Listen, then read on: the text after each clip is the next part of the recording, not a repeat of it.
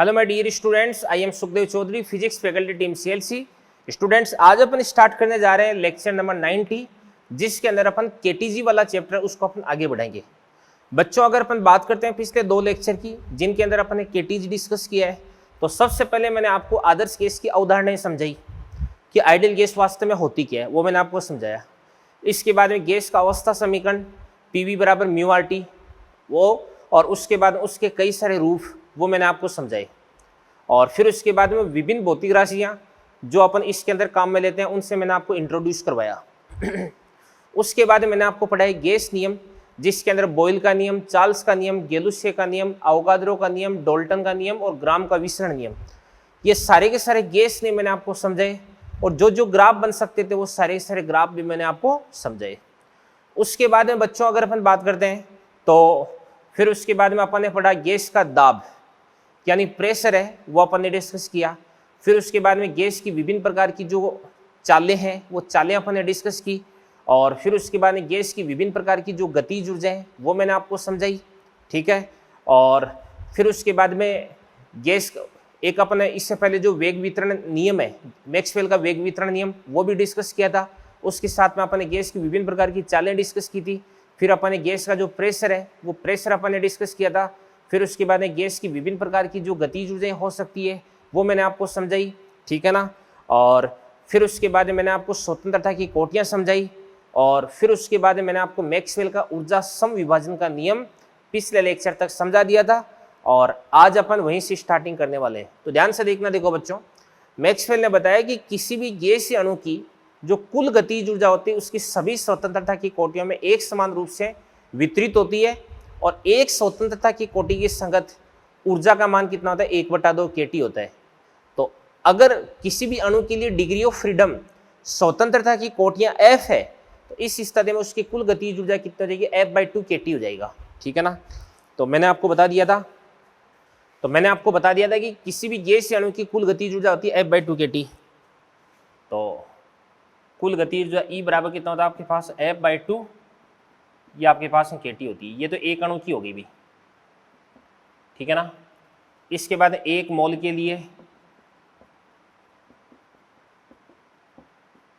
1 मोल के लिए E बराबर कितना होता है आपके पास, बताओ, f/2 केटी। ये तो एक अणु के लिए होगी और 1 मोल अणु की संख्या कितनी होती है, Na होती है। तो Na से इसको मल्टीप्लाई कर दो तो K इंटू Na, ये आपके पास R हो जाएगा। तो E बराबर क्या देगा आपके पास में, ध्यान से देखना। देखो f/2 KNA इंटू क्या देगा आपके पास में T, और KNA को अपन क्या लिख सकते हैं, भी R लिख सकते हैं। तो E बराबर कितना देगा आपके पास, f/2 इंटू RT हो जाएगा। ये तो 1 मोल के लिए होगी। और अगर अपन बात करते हैं इसके लिए भी म्यू मोल के लिए बात करते हैं तो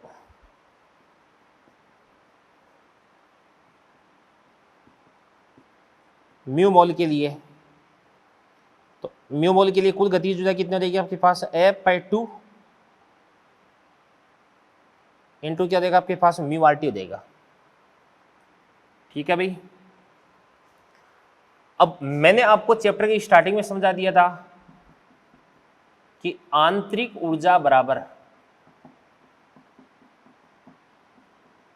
गतिज ऊर्जा।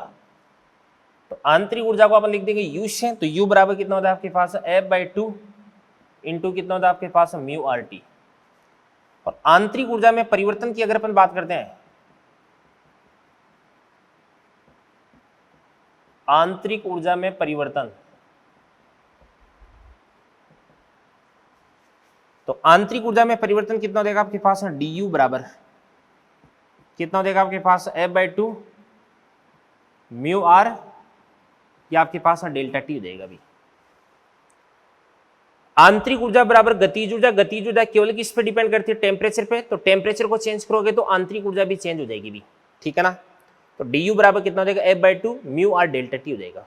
ओके बच्चों, अब थोड़ी देर बाद में मैं आपको बताने वाला हूं कि आंतरिक ऊर्जा में परिवर्तन होता है म्यू CV डेल्टा T, ठीक है ना। तो ये क्या होता है अभी, ये मैं आपको अभी बता दूंगा थोड़ी देर बाद में। तो ये आपके पास क्या होता है, म्यू CV, ये आपके पास है डेल्टा T, तो यहाँ पे इस म्यू से इस म्यू को काट दो, डेल्टा टी से डेल्टा टी को काट दो, तो यहाँ से आपके पास है CV बराबर कितना हो जाएगा आपके पास F/2 इंटू क्या होता है R होता है अभी। ओके, थोड़ी देर बाद में मैं आपको बताने वाला हूँ मेयर का संबंध। वैसे आपको मालूम होगा यार, टारगेट के बच्चे हो आप, ठीक है ना, 11 12 पास करके आए हो आप, तो अपन लिख सकते हैं कि मेयर का संबंध क्या होता है, मेयर संबंध क्या कहता है, मेयर का संबंध CP माइनस CV बराबर क्या होता है R होता है। तो यहां से आपके पास है CP बराबर कितना होता है CV प्लस R, CV बराबर कितना होता है F/2 R प्लस R होता है। तो यहां से आपके पास है CP बराबर F/2 प्लस 1 इंटू क्या होता है R होता है अभी, ये CP हो गया, ठीक है ना। अब मैंने आपको वैसे गैस वो वेव थ्योरी वाले चैप्टर में भी समझाया था, गामा क्या होता है CP/CV होता है। तो यहां से आपके पास है गामा बराबर क्या होता है आपके पास है CP/CV, ठीक है भाई। तो यहां से आपके पास है CP बराबर कितना होता है, ये आपके पास होता है F प्लस क्या होता है 2/2, और ये कितना होता है आपके पास है R, ये आपके पास F/2 इंटू R, तो R से R कट जाएगा, 2 से 2 कट जाएगा।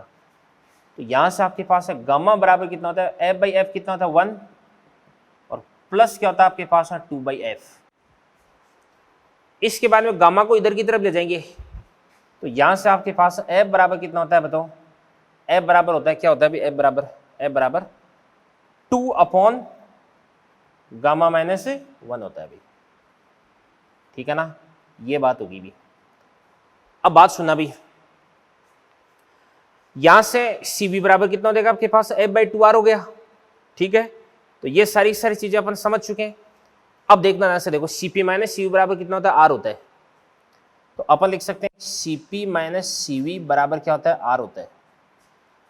गामा बराबर क्या होता है CP/CV, तो CP बराबर कितना हो जाएगा गामा इंटू CV, तो गामा CV माइनस CV बराबर R, तो CV को ले लो आप कॉमन, तो गामा माइनस 1 बराबर क्या हो जाएगा R, तो यहां से आपके पास है CV बराबर कितना हो जाएगा R/ गामा माइनस 1, ये CV आ जाएगा। और फिर उसके बाद में अपन जानते हैं कि CP बराबर कितना होता है गामा इंटू CV, तो गामा CV बराबर कितना होता है R/ गामा माइनस क्या हो जाएगा आपके पास 1 हो जाएगा, ये आपके पास CP हो जाएगा अभी। तो कई सारे इंपॉर्टेंट फॉर्मूले अपने पास में आए हैं देवदान से, कौन कौन से फॉर्मूले मैं बता देता हूं। देखो, एक तो आपको ये वाला जो फॉर्मूला है ना, CV बराबर कितना होता है F/2 R, ये ध्यान रखना है अभी, ठीक है ना। और CP माइनस CV बराबर क्या होता है R होता है।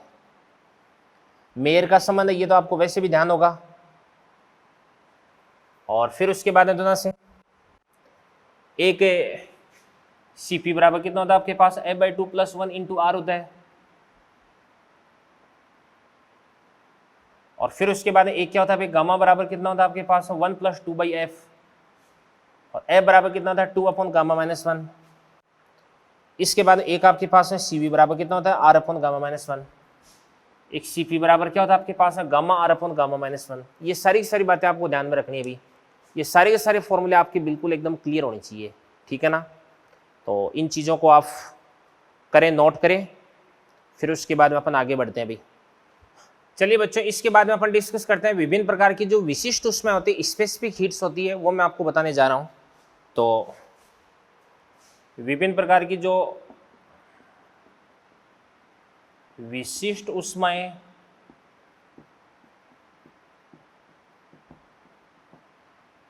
मतलब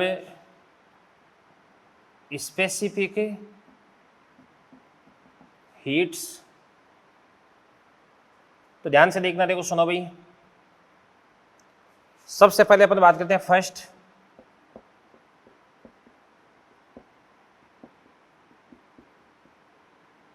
ग्राम विशिष्ट ऊष्मा क्या होती है, ध्यान से देखना। देखो, देखो, किसी भी 1 ग्राम गैस का तापमान 1 डिग्री सेंटीग्रेड बढ़ाने के लिए जो उष्मा दी जाती है उस उष्मा को अपन क्या बोलते हैं भाई, ग्राम विशिष्ट उष्मा बोलते हैं। मान के चलिए आपके पास कोई भी गैस है, उस गैस का आपको 1 ग्राम देर का है और इसका टेम्परेचर कुछ देर का है, तो आपको इसका टेम्परेचर उष्मा देकर के 1 डिग्री सेंटीग्रेड से बढ़ाना है। तो इसके लिए आपको जितनी हीट देनी पड़ेगी उसको अपन क्या बोल देंगे भी, ग्राम विशिष्ट उष्मा बोल देंगे। तो ग्राम विशिष्ट उष्मा को अपन लिखते हैं किससे अभी, स्मॉल सी से। तो छोटा सी बराबर कितना होता है आपके पास, डेल्टा क्यू अपॉन क्या होता है आपके पास, एम डेल्टा टी। तो ये आपके पास हो जाएगा कैलोरी पर क्या हो जाएगा आपके पास, ग्राम पर डिग्री सेंटीग्रेड, ठीक है ना। सी बराबर क्या हो जाएगा, delta Q upon M delta T हो जाएगा।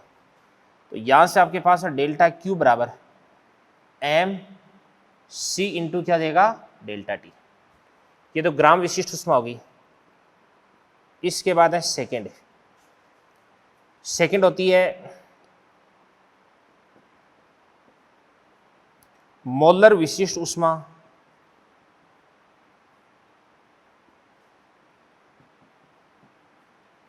मोलर विशिष्ट उष्मा यानी मोलर स्पेसिफिक हीट, नाम से पता चल रहा है कि 1 मोल गैस का तापमान 1 डिग्री सेंटीग्रेड से बढ़ाने के लिए आवश्यक उष्मा क्या कहलाती है, मोलर विशिष्ट उष्मा कहलाती है।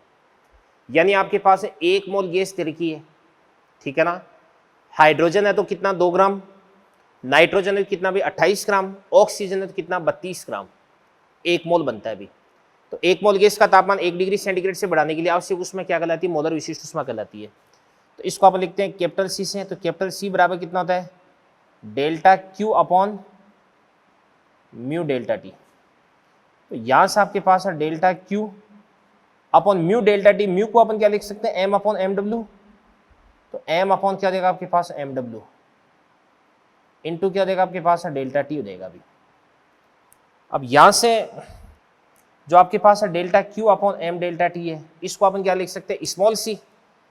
तो आपके पास है कैपिटल सी बराबर क्या होता है बताओ, ये होता है आपके पास एम डब्ल्यू इंटू क्या होता है, ये आपके पास स्मॉल सी होता है। यानी अगर आपने ग्राम विशिष्ट उष्मा को मोलिकुलर वेट से मल्टीप्लाई कर दिया तो आपके पास मोलर विशिष्ट उष्मा आ जाएगी। क्या आ जाएगी, मोलर विशिष्ट उष्मा। और इसका मात्रा क्या देगा आपके पास है, कैलोरी पर मोल पर डिग्री सेंटीग्रेड। कैलोरी पर मोल पर डिग्री सेंटीग्रेड हो जाएगी। अब बात सुना भी, जो मोलर विशिष्ट उष्मा होती है ये 2 प्रकार की होती है। एक तो होती है भाई, कई प्रकार की होती है बट 2 प्रकार की अपन डिफाइन करते हैं। एक तो होती है नियत आयतन पर मोलर विशिष्ट उष्मा और एक होती है नियत दाब पर मोलर विशिष्ट उष्मा। तो इसके अंदर अपन बात करते हैं कि ए लिख देते हैं। तो ए हो जाएगी आपके पास नियत आयतन पर मोलर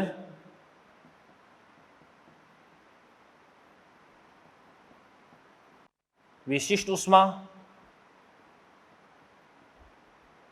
यानी सीवी।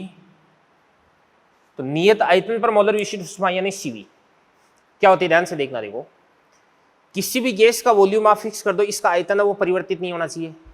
तो नियत आयतन पर 1 मोल गैस का तापमान 1 डिग्री सेंटीग्रेड बढ़ाने के लिए जो उष्मा आपको देनी पड़ती है उसको अपन क्या बोलते हैं, सीवी बोलते हैं, ठीक है ना। तो ध्यान से देखना। देखो, सीवी बराबर क्या होता है आपके पास, डेल्टा क्यू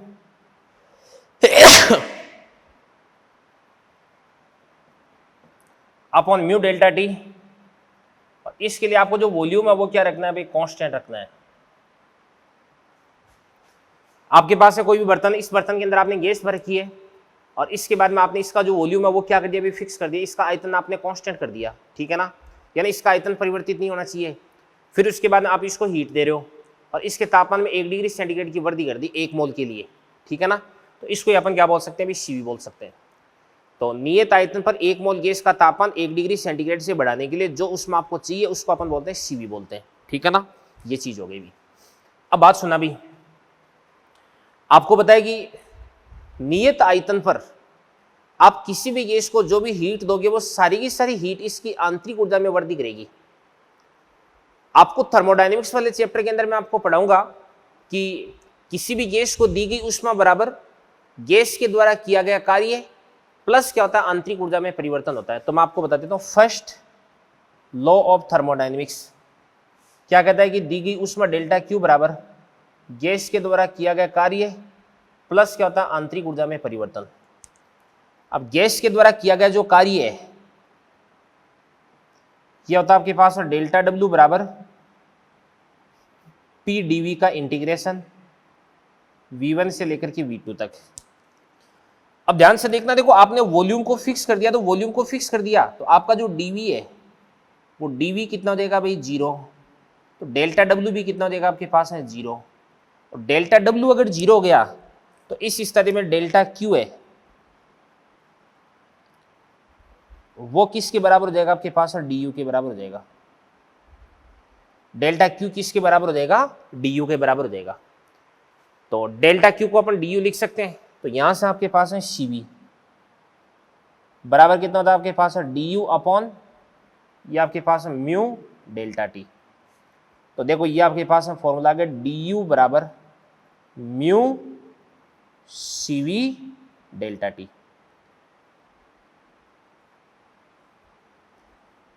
डी यू बराबर कितना देगा आपके पास है म्यू सीवी डेल्टा टी हो जाएगा, ठीक है ना। ये आंतरिक ऊर्जा में परिवर्तन आ चुका है भाई, और ये फॉर्मूला मैंने आपको पहले भी बताया था, और बताते टाइम ये भी बताया था कि ये वाला फॉर्मूला आपको थोड़ी देर बाद में बताने वाला हूं, ये बता दिया। इसके बाद में अपन बात करते हैं ध्यान से नेक्स्ट बी नियत दाब पर मोलर विशिष्ट ऊष्मा, इसको लिखते हैं सीपी से लिखते हैं, सीपी बराबर कितना होता है डेल्टा क्यू अपॉन क्या होता है आपके पास म्यू डेल्टा टी। इसके दौरान आपको प्रेशर को कांस्टेंट रखना है, और थर्मोडायनेमिक्स में आपको मैं बताऊंगा कि अगर प्रेशर कांस्टेंट होता है तो न तो डेल्टा डब्ल्यू 0 होता है और न ही डी यू 0 होता है और न ही डेल्टा क्यू 0 होता है, कुछ भी 0 नहीं होता। कांस्टेंट प्रेशर पर डेल्टा क्यू डेल्टा डब्ल्यू और डी यू तीनों ही नॉन जीरो होते हैं, इनमें से कोई भी चीज है वो 0 नहीं होती है भाई, ठीक है ना। तो ये आपके पास है सीपी हो गया। अब सुनना ध्यान से देखना, देखो मैं आपको बता रहा हूं, नियत आयतन पर अगर किसी भी गैस को आप हीट दोगे ऊष्मा दोगे तो आपके द्वारा दी गई सारी की सारी ऊष्मा उस गैस की आंतरिक ऊर्जा में वृद्धि करती है, यानी उसके तापमान में वृद्धि करती है। बट यदि नियत दाब पर आप नियत दाब पर किसी भी गैस को अगर आप हीट दे रहे हैं तो आपके द्वारा दी गई हीट का कुछ भाग है वो तो कार्य करने में कंज्यूम हो जाएगा, और कुछ भाग है जो शेष बचा हुआ भाग है वही आंतरिक ऊर्जा में वृद्धि करेगा। यानी यहां पर तो सारी की सारी जो हीट है ना वो आंतरिक ऊर्जा में वृद्धि कर रही है, और यहां पर केवल कुछ भाग है ना वही आंतरिक ऊर्जा में वृद्धि करेगा भी, ठीक है ना। तो ऑब्वियसली 1 डिग्री सेंटीग्रेड के तापमान में वृद्धि करने के लिए आपको नियत आयतन की तुलना में नियत दाब पर ज्यादा ऊष्मा देनी पड़ेगी, क्योंकि यहां पर जो गैस है वो तो आंतरिक ऊर्जा में वृद्धि कर रही है, और यहां पर आंतरिक ऊर्जा में वृद्धि के साथ साथ में गैस कुछ कार्य भी कर रही है। तो यहाँ पे 2 काम हो रहे, इस कारण से यहाँ पर आपको ज्यादा हीट देनी पड़ेगी भी, ठीक है ना।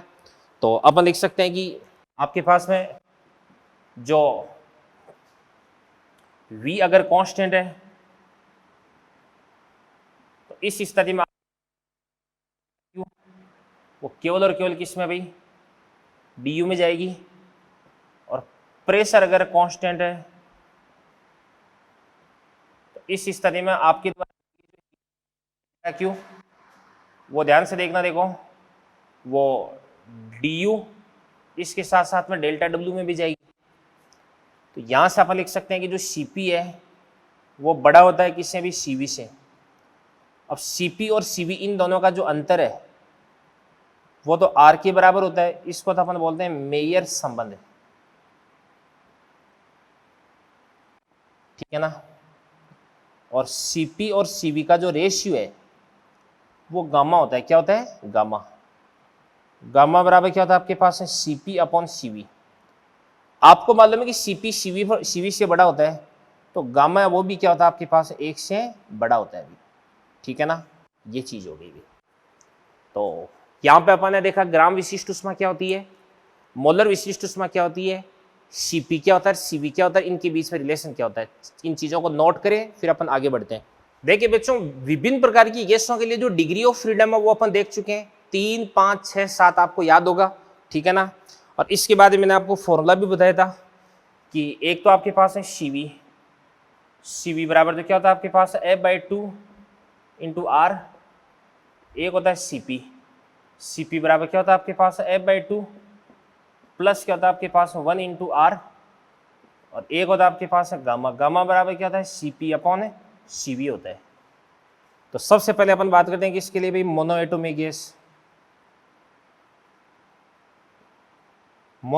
गैस यानी एकल परमाणु गैस के लिए अपन बात करते हैं।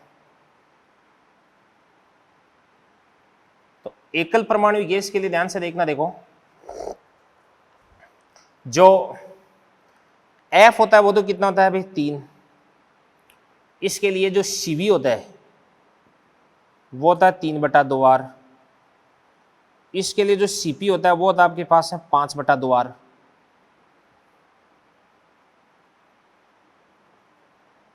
और इसके लिए जो गामा होता है वो होता है आपके पास है 5/3 यानी 1.67।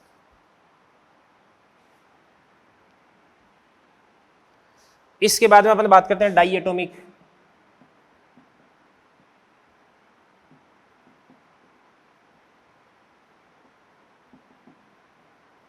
डाईएटॉमिक गैस के लिए आपको मालूम है कि F बराबर कितना होता है 5 होता है, Cv बराबर कितना होता है आपके पास, मतलब Cv बराबर 5/2R, Cp बराबर कितना होता है आपके पास 7/2R, गामा बराबर कितना होता है 7/5 बराबर 1.4, ठीक है। इसके बाद में अगला अपन देखते हैं, ध्यान से देखना, देखो डाईएटॉमिक हो गया, फिर अपन बात करते हैं try atomic non linear, try atomic non linear जैसे ओजोन है उसके लिए F बराबर तो कितना होता है आपके पास है 6, Cv बराबर कितना होता है आपके पास में, तो 6/2R यानी 3R, Cp बराबर कितना हो जाएगा, ये आपके पास है 4R, गामा बराबर कितना होता है Cp/Cv 4/3 यानी 1.33 होता है। इसके बाद अगला अपन डिस्कस करते हैं ट्राई एटॉमिक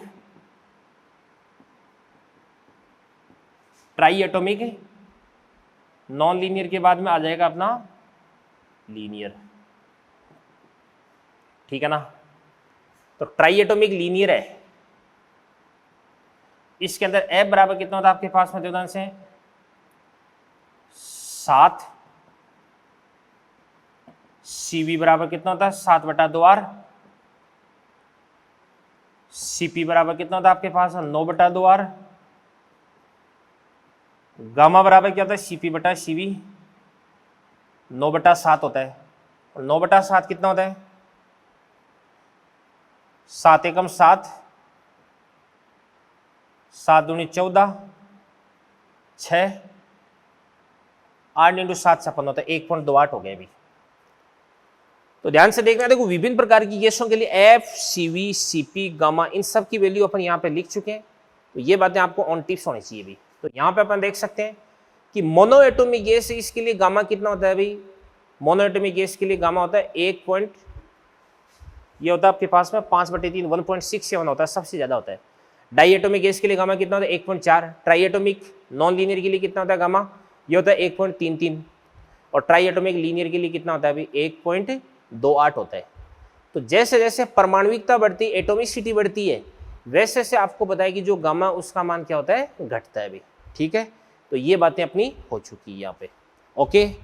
इसके बाद में मैं आपको एक छोटी सी चीज और बता देता हूँ। इसके अंदर एक होता है माध्य मुक्त पथ, इसका भी एक फॉर्मूला होता है, वो मैं आपको यहाँ पे समझा देता हूँ।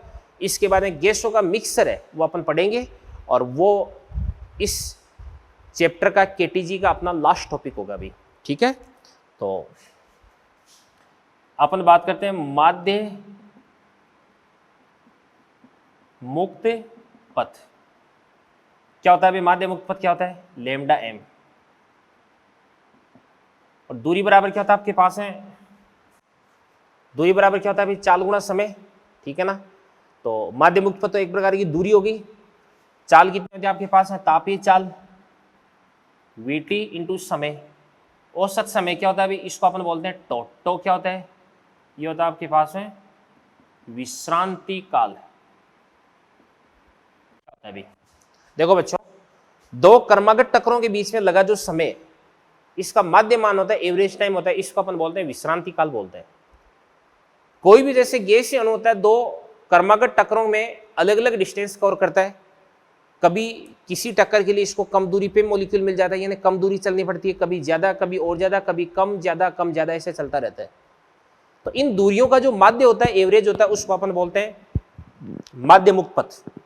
और दो क्रमागत टक्करों में गैसीय अणु के द्वारा लिया गया जो माध्य समय, एवरेज टाइम होता है, इसको अपन बोलते हैं विश्रांति काल बोलते हैं अभी, ठीक है ना।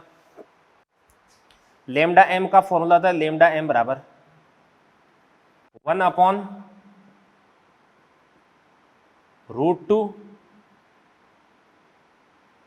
पाई डी स्क्वायर इंटू एन। अब डी तो क्या होता है? डी तो होता है अणु का व्यास, एन क्या होता है आपके पास? अणु घनत्व है। तो एन तो क्या होता है आपके पास? एन बराबर स्मॉल एन। स्मॉल एन बराबर क्या होता है? अणुओं की संख्या बटा आयतन। और रो बराबर कितना होता है आपके पास? M into N. तो यहां एन को अपन क्या लिख सकते हैं? रो बटा एम। इसके बाद में पी बराबर क्या होता है आपके पास? एन के टी। तो एन बराबर क्या होता है? पी बटा के टी। तो यहां पे क्या लिख सकते हैं? इसको ध्यान से देखना, देखो लेमडा एम बराबर 1/√2 pi D square into N. N को लिख देंगे एन बाई वी, तो वी ऊपर आ जाएगा।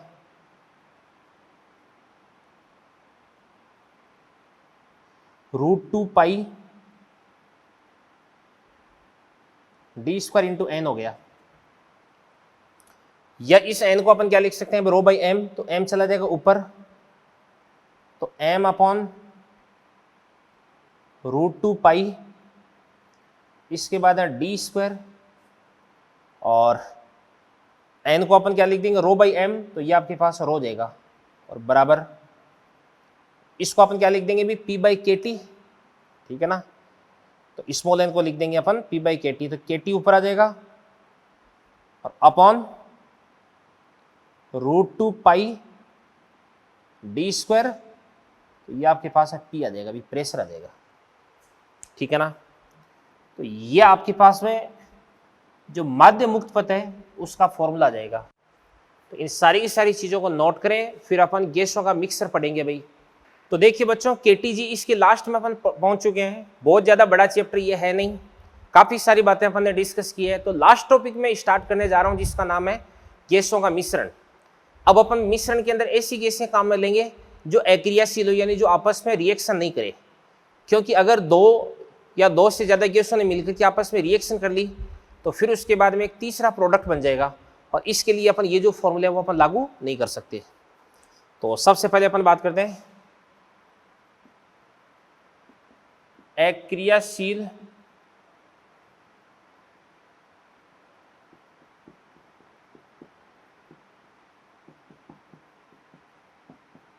गैसों का मिश्रण।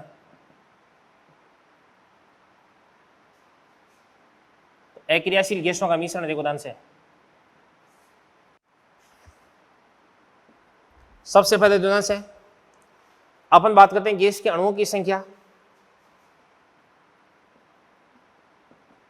तो पहली गैस के अणुओं की संख्या, दूसरी गैस के अणुओं की संख्या, dot dot dot, NV gas के अणुओं की संख्या कर देंगे अपन, ठीक है ना। डॉट डॉट डॉट सबको जोड़ देंगे अपन। और एक होता है मिश्रण का मास कुल द्रव्यमान, पहली गैस का द्रव्यमान, दूसरी गैस का द्रव्यमान, डॉट डॉट डॉट। इसके बाद ध्यान से देखना, देखो एक होता है मिश्रण के मोलों की संख्या, तो पहली गैस के मोलों की संख्या, दूसरी गैस के मोलों की संख्या प्लस डॉट डॉट डॉट। इसके बाद ध्यान से देखना, देखो एक होता है आपके पास में म्यू बराबर क्या होता है, एम अपॉन एम डब्ल्यू होता है। तो ये एम डब्ल्यू मिक्स बराबर क्या होता है आपके पास में, म्यू मिक्स अपॉन, सॉरी, बराबर होता है आपके पास एम मिक्स अपॉन हो जाएगा आपके पास म्यू मिक्स। तो एम मिक्स बराबर क्या हो जाएगा, एम मिक्स बराबर एम वन प्लस क्या हो जाएगा आपके पास M two plus dot dot dot. चलो दो ही गैसों के लिए अपन बात कर लेते हैं ना। अपॉन क्या हो जाएगा आपके पास म्यू मिक्स बराबर म्यू वन प्लस क्या हो जाएगा आपके पास म्यू टू। इसके बाद में फर्दर अपन जानते हैं कि म्यू बराबर क्या होता है, म्यू बराबर एम अपॉन एम डब्ल्यू होता है। तो एम को अपन क्या लिख देंगे, म्यू इंटू एम डब्ल्यू। तो ये आपके पास mu one M W one plus mu two M W two upon mu one plus mu two, और बराबर ऊपर तो अपन लिख देंगे M one plus M two upon नीचे क्या बन जाएगा आपके पास mu one plus mu two. तो म्यू वन को अपन क्या लिख देंगे, ध्यान से देखना, देखो एम वन अपॉन क्या देगा आपके पास एम डब्ल्यू वन, और एम टू अपॉन क्या देगा आपके पास एम डब्ल्यू टू। ये बन जाएगा अभी। अब इसके अंदर अपन देखते हैं, इस फॉर्मूले के अंदर, इस फॉर्मूले में यदि म्यू वन बराबर mu two,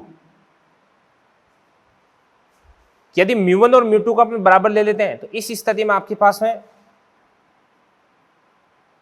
M W mix बराबर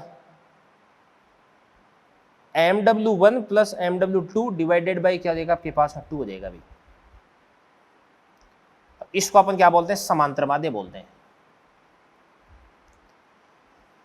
यानी अगर अपन ने किसी भी गैस मिश्रण के अंदर दो या दो से ज्यादा गैसें काम मिलकर सभी गैस के मोलों की मात्रा अपन ने बराबर ली है, तो इस स्थिति में मिश्रण का मोलिकुलर वेट सभी गैसों के मोलिकुलर वेट्स का समांतर माध्य होता है। अभी सबको जोड़ करके गैसों की जो संख्या उससे डिवाइड कर देंगे अपन। और इसके अंदर अपन देखते हैं, ध्यान से देखना, देखो इसके अंदर यदि आपके पास में जो m1 है उसको m2 के बराबर कर देंगे अपन, तो इस स्थिति में mw मिक्स बराबर क्या हो जाएगा आपके पास टू mw1 mw2 अपॉन क्या देगा आपके पास mw1 प्लस क्या देगा आपके पास mw2 देगा। और इसको अपन क्या बोलेंगे, इसको अपन बोलेंगे हरात्मक माध्य बोलेंगे। क्या बोलेंगे, हरात्मक माध्य, ठीक है ना। तो अगर दोनों गैसों के बराबर द्रव्यमान आपने काम में लिए हैं, तो इस स्थिति में मिश्रण का मोलिकुलर वेट दोनों गैसों के मोलिकुलर वेट के हरात्मक माध्य के बराबर होता है भी, ठीक है ना। ये बात होगी भी। अब यहां से आप लिख सकते हैं, तो जैसे mw1 प्लस mw2 बटे 2, ठीक है ना। तो mw1 प्लस mw2 बटे 2, इसको अपन क्या लिख सकते हैं भी, ये लिख सकते हैं। तो ये आपके पास समांतर माध्य हो गया, ठीक है। छोड़ो इसको आप, ये बातें होगी। इसके बाद में अपन ये भी लिख सकते हैं कि P मिक्स V मिक्स बराबर mu mix R into T mix होता है।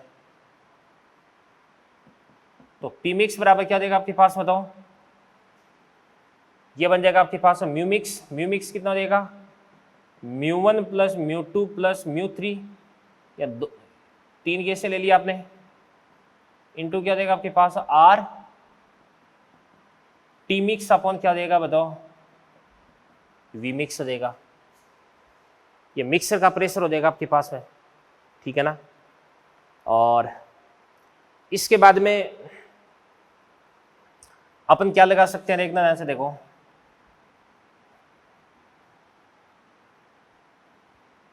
इसके बाद में होता है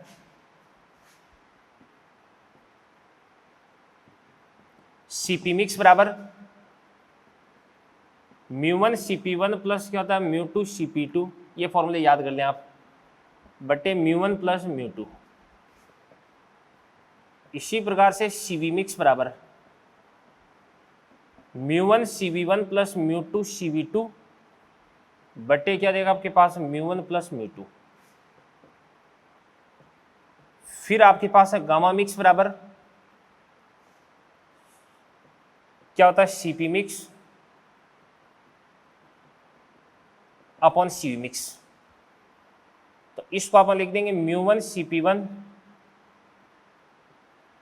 plus mu two CP2 upon mu one CV1 plus mu two CV2 देगा। ये आपके पास गामा मिक्स की बातें होगी, ठीक है। तो ये सारे के सारे फॉर्मूले अपने हो चुके हैं मिक्सर के लिए, और इन फॉर्मूलाज की हेल्प से भी अपन काफ़ी अच्छे से जो क्वेश्चंस है वो अपन कर सकते हैं बच्चों, ठीक है ना। तो आपका ये था काइनेटिक थ्योरी ऑफ गैसेज, यानी गैसों का गत्यात्मक सिद्धांत, जिसका थ्योरेटिकल पोर्शन है वो मैंने आपको फिनिश करवा दिया है। और इसके बाद में इसके अपन अच्छे अच्छे क्वेश्चंस है वो मैं आपको कराऊंगा, और बाकी मॉड्यूल के जो क्वेश्चंस है वो आप सारे के सारे सॉल्व कर सकते हैं भी। अब ध्यान से देखना, देखो मॉड्यूल के अंदर हीट के अंदर क्या क्या आता है, देखो ध्यान से, काइनेटिक थ्योरी ऑफ गैसेज यानी केटीजी, थर्मोमीट्री आता है, इसके बाद में थर्मोडायनेमिक्स आता है, इसके बाद में कैलोरीमीट्री आता है, इसके बाद में थर्मल एक्सपेंशन आता है, इसके बाद में मोड ऑफ हीट ट्रांसफर जिसके अंदर कंडक्शन, कन्वेक्शन और रेडिएशन ये आते हैं। ये पूरे के पूरे टॉपिक्स है, चैप्टर से मिलाकर के हीट बनता है। अभी मॉड्यूल के अंदर हीट के मिक्स क्वेश्चंस आपको दे रखे हैं, तो आपको क्या करना है, अभी इन क्वेश्चंस को चैप्टर वाइज खुद से आपको सेपरेट करके अलग करके फिर उसके बाद आपको सॉल्यूशन इनका स्टार्ट कर देना है, ठीक है ना। तो इन सारी चीज़ों को नोट करें, फिर उसके बाद में कुछ क्वेश्चंस मैं आपको यहाँ पे बताने वाला हूँ। तो ध्यान से देखना, देखो बच्चों, अपन जो काइनेटिक थ्योरी ऑफ गैसेज वाला चैप्टर इसका थ्योरेटिकल पोर्शन अपन कंप्लीट कर चुके हैं। इसके बाद में अपन क्वेश्चंस पे आते हैं। तो क्वेश्चन वो करने के लिए आपकी थ्योरी है वो क्लियर होनी चाहिए। तो आपने जो भी नोट्स बनाए, जो भी आपने शॉर्ट नोट्स बनाए, उनका एक बार आप दोबारा से रिवीजन कर लें, ताकि क्वेश्चन है वो आपके लिए आपको अच्छे से समझ में आ जाए। और मॉड्यूल सॉल्व करने से पहले भी आपको थ्योरी का एक बार रिवीजन जरूर करना है, ठीक है बच्चों। चलो देखते हैं अपन। सबसे पहले यहाँ पे ये कह रहा है कि P1 तथा P2 में आपको संबंध बताना है। अभी तो देखो ध्यान से, यहाँ पे P1 प्रेशर पे ये वाला ग्राफ आपने बनाया, और P2 प्रेशर पर ये वाला ग्राफ आपने बनाया। ये रो डेंसिटी और ये आपके पास टी टेम्परेचर है। तो रो, टी और पी में रिलेशन अपन बात करते हैं। तो अपन बात करते हैं P बराबर कितना होता है आपके पास, रो आर टी अपॉन क्या होता है MW होता है, ठीक है ना। तो यहाँ पे प्रेशर को कांस्टेंट लेना आपको, तो प्रेशर क्या देगा आपके पास कांस्टेंट। तो प्रेशर अगर कांस्टेंट होगा तो रो टी बराबर कांस्टेंट, तो यहाँ से आपके पास रो इनवर्सली प्रोपोर्शनल टू क्या देगा आपके पास टी हो जाएगा, ठीक है ना। ये चीज़ हो गई भी, यानी रो और टी दोनों एक दूसरे के व्युत्क्रमानुपाती हो जाएंगे। अब ये रिलेशन अपने को देखने के लिए सबसे पहले अपन एक काम करते हैं। अभी अपन इस प्रकार से एक लाइन खींच देते हैं। ये लाइन खींच दी अपन ने, ये लाइन, इस लाइन पर आपने रो को कांस्टेंट कर दिया, तो इस वाले ग्राफ को यहां पर काटती है, इस वाले ग्राफ को ये यहां पर काटती है। तो यहां पर क्या आपके पास 1 है, तो यहाँ का टेम्परेचर कितना देगा आपके पास है T1, और यहाँ का टेम्परेचर कितना देगा आपके पास है T2, ठीक है ना। तो अब अपन देख सकते हैं यहाँ पे P बराबर, भाई इस लाइन पर आपने रो को कांस्टेंट कर दिया, और रो को कांस्टेंट अगर आपने कर दिया तो P डायरेक्टली प्रोपोर्शनल टू क्या देगा आपके पास है T हो जाएगा। तो यहाँ पर T1 से बड़ा है T2, तो T1 से बड़ा कौन हो जाएगा भाई T2। तो यहाँ पर ऑब्वियसली जो P1 है, इस P1 से भी बड़ा कौन हो जाएगा P2 हो जाएगा। तो P1 से भी P2 क्या हो जाएगा भी बड़ा हो जाएगा। ये वाला क्वेश्चन हो गया आपका। अगला क्वेश्चन अपन देखते हैं। एक पात्र में भरी गैस के तापमान में 5 केल्विन की वृद्धि करने पर दाब में 0.4% की वृद्धि होती है, गैस का प्रारंभिक ताप कितना देगा? बात सुनना भी, अपन जानते हैं कि पीवी बराबर क्या होता है आपके पास म्यू आर टी, पात्र में गैस भरी तो volume constant, mu constant, R constant. तो यहां से आपके पास है पी डायरेक्टली प्रोपोर्शनल क्या देगा आपके पास है टी। तो अपन बोल सकते हैं कि P2 बटे क्या देगा P1 बराबर क्या देगा आपके पास है T2 बटे T1। तो यहां पर आपके पास है जो P2 है, प्रारंभिक दाब P1 को अपन P मान लेते हैं, तो P2 क्या देगा अंतिम दाब, तो ये 0.4% की वृद्धि हो जाएगी भी, ठीक है ना। तो 0.4% का मतलब कितना होता है, ये आपके पास होता है 1.00, ये आपके पास है 4, ठीक है ना भाई। 0.4% की वृद्धि होगी, तो 0.4 की वृद्धि होगी कितने पे, 100 पे। तो 0.4 बटे क्या कर देंगे अपन, 100 कर देंगे। तो एक पे कितने की वृद्धि हो जाएगी, 0.004 हो जाएगा बराबर। प्रारंभिक ताप को अपन मान लेते हैं, क्या मान लेते हैं, टी मान लेते हैं, टी। और अंतिम ताप कितना हो जाएगा आपके पास है T+5 हो जाएगा अभी, यहाँ पे P भी आएगा। तो P से अपन क्या करते हैं, P को कैंसिल आउट कर देते हैं, क्रॉस मल्टीप्लाई कर देते हैं। तो ये आपके पास हो जाएगा 1.004 इंटू क्या देगा आपके पास है T बराबर क्या देगा आपके पास है T+5। इसको अपन इधर की तरफ ले जाएंगे, तो क्या बन जाएगा आपके पास में 0.004, ठीक है ना। T बराबर क्या देगा आपके पास है 5। इसके बाद इसको अपन क्या लिख सकते हैं अभी, 1 2 3 4 बटे 1000 आ जाएगा, 1000 इधर की तरफ चला जाएगा तो कितना देगा 5000, और 5000 में 4 का भाग दे देंगे तो कितना देगा आपके पास है 1250। तो प्रारंभिक ताप कितना देगा आपके पास है 1250 केल्विन हो जाएगा भाई, ठीक है ना। इसी प्रकार से अगला क्वेश्चन अपन देखते हैं, दोनों पात्रों में गैस के अणुओं की संख्या का अनुपात आपको बताना है। तो ध्यान से देखना, देखो बच्चों प्रेशर दे रखा है, टेम्परेचर दे रखा है, वॉल्यूम दे रखा है। अपन जानते हैं कि पीवी बराबर क्या होता है एन के टी। तो एन बराबर कितना देगा आपके पास है PV upon K T. N बराबर क्या देगा पीवी अपॉन के टी, यानी N is directly proportional to PV upon T. तो यहां से अपन लिख सकते हैं कि N1 अनुपात N2 बराबर प्रेशर कितना देगा आपके पास है 2P, इसका वॉल्यूम कितना देगा आपके पास V अपॉन टेम्परेचर कितना देगा T। इसका प्रेशर कितना देगा आपके पास है P, वॉल्यूम कितना देगा आपके पास है 3V अपॉन, इसके बाद में T टेम्परेचर कितना देगा आपके पास है 2T देगा। तो PV/T से PV/T को अपन काट देंगे, 2 इधर की तरफ आ जाएगा तो 2 2 कितना देगा आपके पास है 4। तो 4 अनुपात क्या देगा आपके पास है 3, और यही आपका आंसर हो गया। चलिए बच्चों इसके बाद में अपन 3 क्वेश्चन और देखते हैं। देखिए सबसे पहले क्वेश्चन आपके पास है, एक पात्र में 27 डिग्री सेंटीग्रेड ताप तथा 1 एटमॉस्फेयर दाब पर 44 ग्राम गैस भरी गई है, ठीक है ना। अब गैस को 57 डिग्री सेंटीग्रेड तापमान तक गर्म किया जाता है, दाब को नियत रखने के लिए कितनी गैस बाहर निकालनी होगी। समझ में आ गई ना बातें। तो ध्यान से देखना, देखो कोई भी आपके पास पात्र है, इस पात्र के अंदर आपने गैस भर रखी है और इस गैस का प्रारंभिक ताप और दाब आपको दे रखा है, और पहले इस गैस का जो द्रव्यमान है वो भी आपको दे रखा है अभी। अब इस गैस को अपन क्या करते हैं, गर्म करते हैं। तो गर्म करते हैं तो ऑब्वियसली प्रेशर वो बढ़ेगा, बट प्रेशर को अपने को बढ़ने नहीं देना है। तो प्रेशर को वापस अपने को 1 एटमॉस्फेयर पे लेके आना है, 1 atm पे लेके आना है, ठीक है ना। तो इसके लिए अपन क्या करते हैं, कुछ गैस को बाहर निकालते हैं ताकि प्रेशर वापस वहीं पे आ जाए, ठीक है ना। तो प्रेशर को मेंटेन रखने के लिए कितनी गैस है उसको आपको बाहर निकालना पड़ेगा। तो यहाँ पे टेम्परेचर, प्रेशर, द्रव्यमान इन सब की बात हो रही है।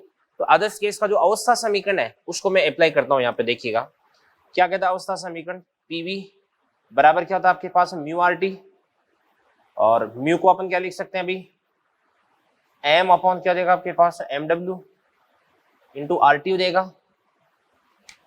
अब यहाँ पे क्वेश्चन बोल रहा है कि जो प्रेशर पहले भी कितना था 1 atm, बाद में भी आपको 1 atm रखना, तो प्रेशर को आपको चेंज करना नहीं। बर्तन है, इसका वॉल्यूम में आपको एज इट इज रखना है। अभी गैस का मोलिकुलर वेट है वो तो एज इट इज रहना ही है, आर वैसे भी कांस्टेंट है। टेम्परेचर को अपन चेंज कर रहे हैं अभी, तो यहाँ पर रिलेशन किसके बीच में आ जाएगा, मास और टेम्परेचर के बीच में। तो यहाँ से एम टी बराबर क्या हो जाएगा, कांस्टेंट हो जाएगा, ठीक है ना। तो अपन लिख सकते हैं कि यहां से आपके पास है जो mt बराबर कांस्टेंट हो जाएगा, और mt बराबर कांस्टेंट होने का मतलब ये हुआ कि m1 t1 बराबर क्या हो जाएगा आपके पास m2 t2। तो यहां पर आपके पास m1 बराबर कितना हो जाएगा 44,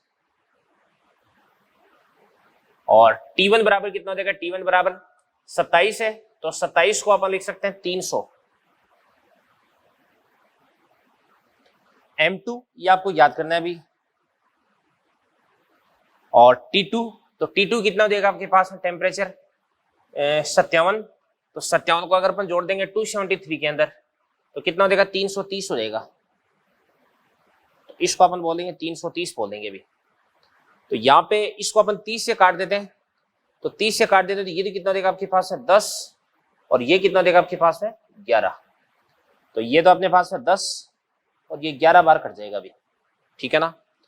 तो 11 से अगर अपन इसको काटते हैं तो कितना देगा आपके पास में, तो 4 बार, और 4 इंटू 10 कितना हो जाएगा 40 हो जाएगा। तो यहां से आपके पास है m2 बराबर कितना हो जाएगा भाई 40 ग्राम। अब प्रारंभिक द्रव्यमान कितना था आपके पास है 44, और अंतिम द्रव्यमान कितना हो जाएगा 40 ग्राम हो जाएगा।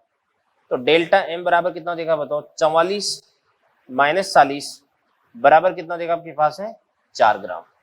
समझ में आ गई बात है ये बात, यानी 4 ग्राम जो गैस है इसको आपको बाहर लीकेज करवाना पड़ेगा अभी, ठीक है ना। आगे बढ़ते हैं अपन, इसी प्रकार से देखिएगा। 1 लीटर आयतन के एक पात्र में 127 डिग्री सेंटीग्रेड तापमान तथा 2 एटीएम दाब पर कोई गैस भरी हुई है, तो गैस के अणुओं की संख्या अपने को ज्ञात करनी है अभी। तो यहाँ पे वॉल्यूम आपको दे रखा है, टेम्परेचर आपको दे रखा है, प्रेशर आपको दे रखा है, तो यहाँ पर आपको क्या करनी है, अणुओं की संख्या ज्ञात करनी है, यानी कैपिटल एन की वैल्यू आपको फाइंड आउट करनी है, ठीक है ना।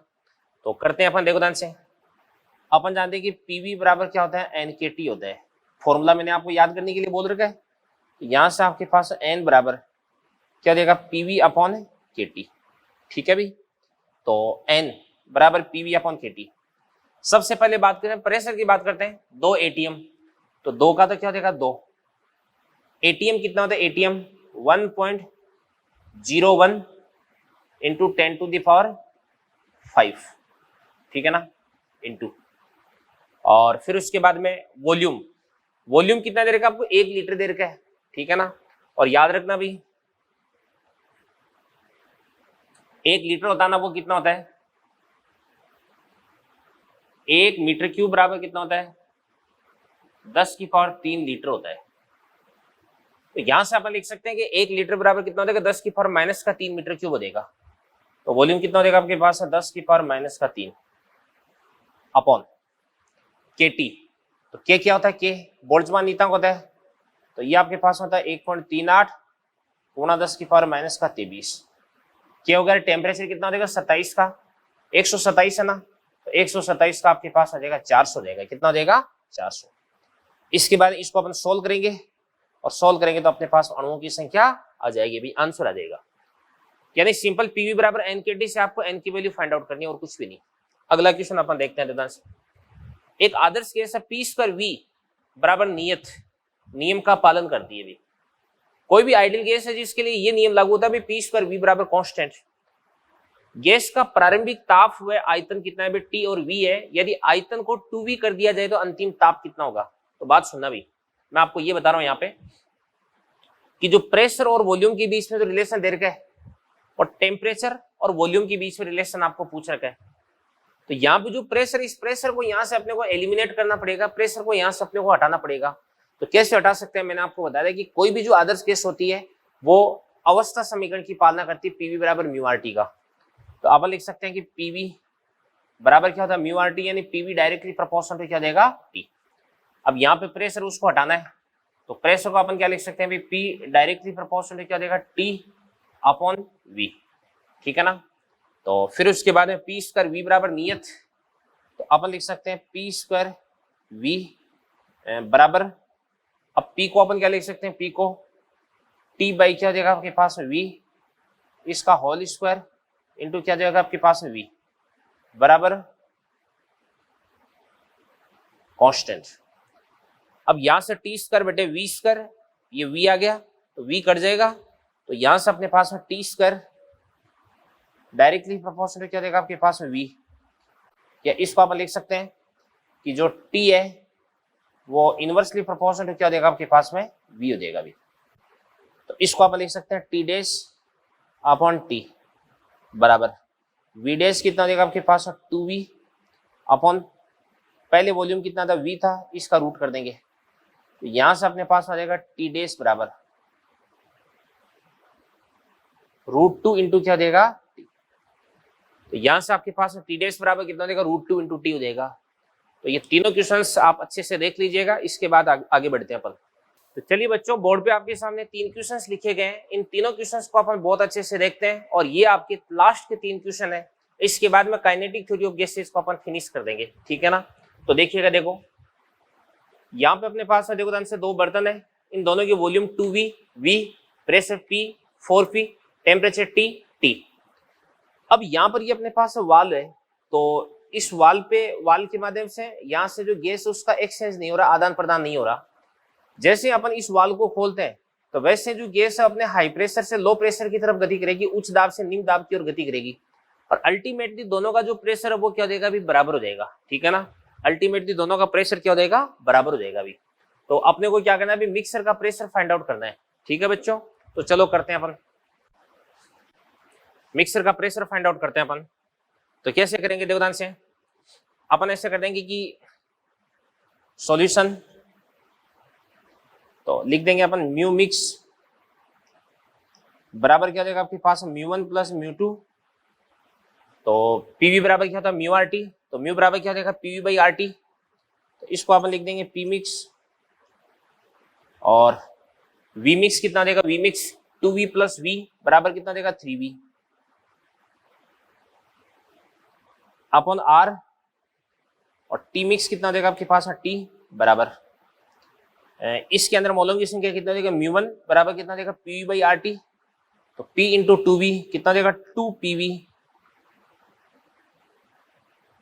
अपॉन आर टी प्लस, इसका कितना देगा आपके पास है 4pv upon R T. R T R T R T ये तो गया, v v v ये भी गया। 2p प्लस 4p बराबर कितना देगा 6p, 3 से डिवाइड कर देंगे तो कितना देगा 2p हो जाएगा। तो यहां से अपने पास है जो p मिक्स है, तो p मिक्स बराबर कितना देगा आपके पास है 2p हो जाएगा अभी 2p। अब आपको जो स्थानांतरित गैस है इसकी मात्रा ज्ञात करनी है, इसके मोलों की संख्या आपको याद करनी है अभी, ठीक है ना। तो कैसे ज्ञात करते हैं, अपन किसी भी एक बर्तन को देख लेते हैं, जैसे इसको अपन देख लेते हैं, इसका वॉल्यूम तो v का v रहेगा, इसका टेम्परेचर है वो t का t रहेगा, और इसका प्रेशर पहले कितना था अभी 4p, अब इसका प्रेशर कितना हो गया अभी 2p हो गया है। तो पहले इसके मोलों की संख्या अपन ज्ञात कर लेंगे और बाद में इसके मोलों की संख्या अपन ज्ञात कर लेंगे और दोनों का अंतर कर देंगे, ठीक है ना। तो स्थानांतरित गैस के मोलों की संख्या डेल्टा म्यू बराबर क्या हो जाएगा आपके पास μ1 माइनस क्या हो जाएगा μ2 देगा। तो पहले मोलों की संख्या कितना देगा आपके पास 4pv अपॉन आर टी, और इसके मोलों की संख्या कितना देगा आपके पास 2pv